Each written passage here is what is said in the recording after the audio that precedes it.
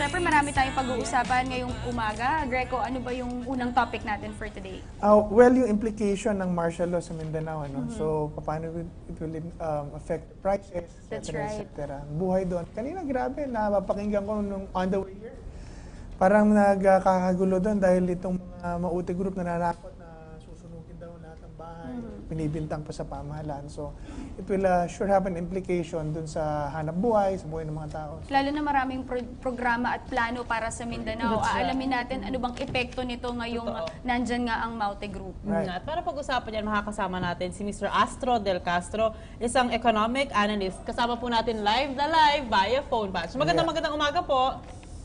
Good morning, Sir Astro. Magandang umaga po sa ating mga kababayan. Okay. Sir Astro Del Castillo, of course, our very first question in basics. Since martial law nga po ay itineklara sa Mindanao, ano ba yung maging implication nito sa lahat ng mga economic projects dyan sa rehiyon na yan? Opo, no?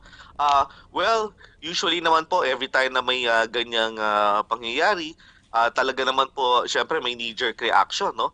Yung mga investors, mga mamumuhunan, medyo wait and see attitude na nakikita or somehow medyo magiging risk averse, no? Stay away. Pero napansin natin sa financial markets muna, no, kung saan ako, where I belong, no? Wala masyadong negative reaction, no? Ibig sabihin walang panic selling. Every time na nagkakaroon ng event na ganyan, dati, no, yung mga political event na ganyan, martial law, any threats of peace and order, usually mga investors they fly away, or they head for the exits. But with the recent event, no, wala naman tayong nakitang capital flight, no. Nakita mo naman ang peso, nakita naman ng markets, no. Maganda pa rin ang stock market, maganda pa rin yung performance ng peso, bond market, hindi rin naman masyado naapektuhan, no. So there, wala namang obvious na or imminent capital flight tayo nakikita. Sir Astro, this is Diane Medina. I'd just like to ask, kasi marami mga programa at plano para sa Mindanao. Sa nakikita nyo ngayon, sa nangyayari, anong implikasyon nito dun sa mga proyekto na plano para po sa kanila? Somehow I'm sure some other projects could be put on hold, no, but given that we're seeing that government is controlled, I'm sure things will move forward, no.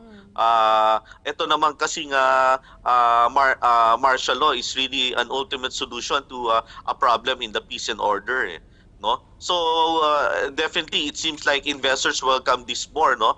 We are more focused on the solution rather than the political noise that it attracts, no.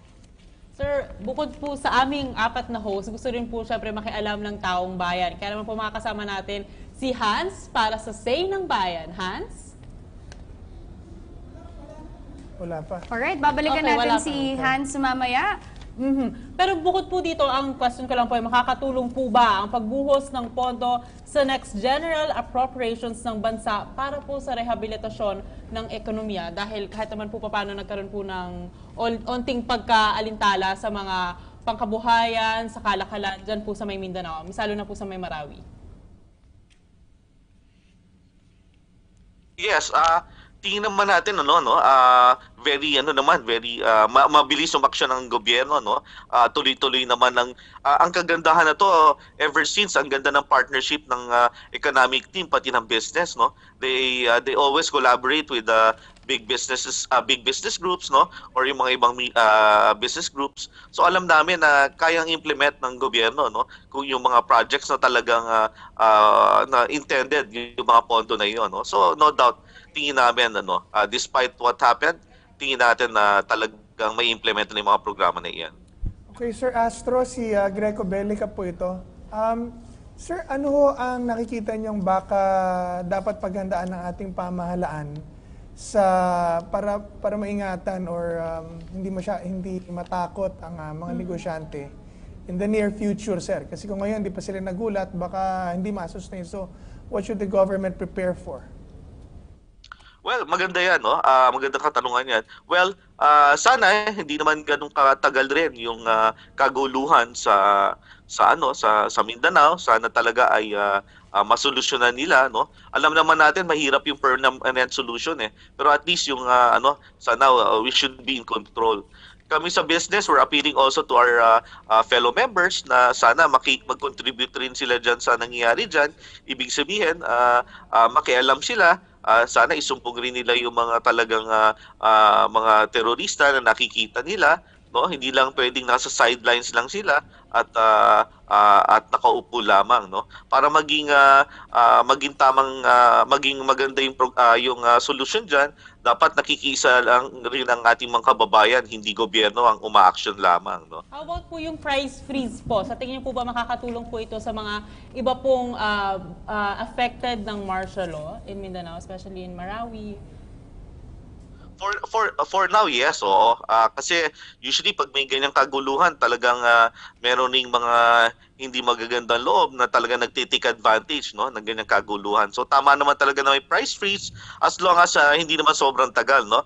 Kasi meron rin namang cost yung business, no, yung mga businessman. So okay lang for now 'yan.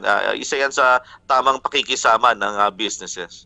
Alright, before we end, sir, do you have any message na lamang po? Well, siguro sabihin natin sa ating mga kababayan, ibang panahon na po ito, no? Tingin natin na itong martial law na to ay yung mga ating legislators noon ay talagang nilagyan to ng mga measures, no, ng check and balances. No? Sana magtiwala po tayo sa gobyerno na talagang ito yung solusyon nila, no, para sa isang problema. Hindi po magiging maayos itong solusyon na ito pag hindi po nakikisa ang ating mga kababayan. Let us see this this solution as half full, no, rather than half empty, no? A glass half full rather than a glass half empty. So, wag po tayo matakot. Mukhang maganda naman po talaga ang ginagawa ng gobyerno during the past 12 months, no. Ngayon po nasa Hong Kong po ako dahil madaming investors na interesado pa rin na maglagak ng pera diyan sa ating bansa, no. So, sana po ma-regain natin itong momentum na ito para naman mas sumigla ang ating ekonomiya. Alright sir, maraming salamat po sa inyong panahon. Muli nakapanayam natin live via phone patch Mr. Astro Del Castillo, isang economic analyst. Okay. Thank you, sir.